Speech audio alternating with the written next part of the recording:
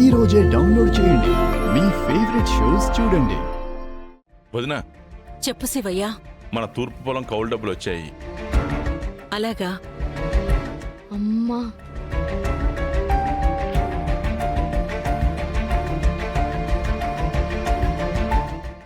అక్కకిస్తున్నారేంటండి? అలా చూస్తున్నారేంటి?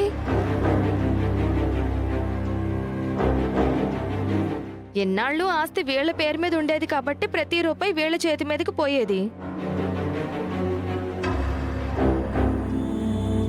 మనకేమన్నా కావాలంటే చెయ్యి చాచి అడుక్కోవాల్సి వచ్చేది.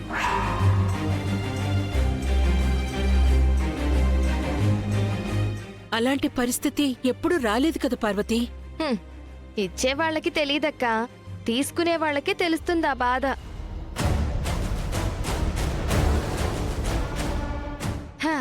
ఇప్పుడు ఈ ఆస్తంతా మనదేనండి. ఇప్పుడు ఈ డబ్బులు మీరు ఇవ్వాల్సింది నాకు.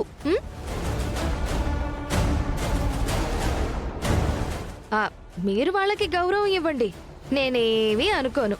ఇదిగో డబ్బులు మాత్రం నాకే ఇవ్వండి. అయినా ఆయన ఇస్తే మాత్రం నువ్వెలా తీసుకుంటావక్క?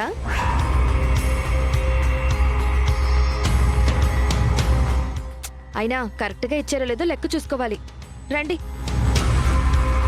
మీకు అసలే తొందర ఎక్కువ. రండి రండి. అక్క, ఖర్చులకు ఏమైనా డబ్బులు కావాలంటే మొహమాట పడకుండా అడగక్క.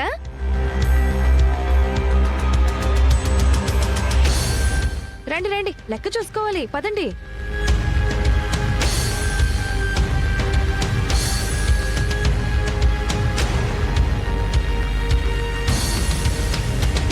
పెద్దమ్మ, బాధపడకు. ఆ రోజు బాబాయ్ని ఇంటికి తీసుకురావడానికి మేం తీసుకున్న నిర్ణయం ఈరోజు ఈ కంట్లో నీళ్ళు వచ్చేలా చేసింది. నాకు చాలా బాధగా ఉంది. సారీ పెద్దమ్మ. ఆస్తి పోయినందుకు నాకేం బాధ లేదమ్మా. పార్వతి ఇలా మారిపోయిందని మీ పెదనానికి తెలిస్తే తట్టుకోలేరు. పిన్ని నుంచి నేను ఈ రేంజ్ చేంజ్ ఊహించలేదు. పాపం బాబాయ్ కూడా పిన్ని మాటకి ఎదురు చెప్పలేకపోతున్నారు. శివయ్య, ఇటు మీ పెదనాన్నని బాధ పెట్టలేక, అటు పార్వతి మాటని కాదనలేక ఎంత మదన పడుతున్నాడో అర్థమవుతోంది.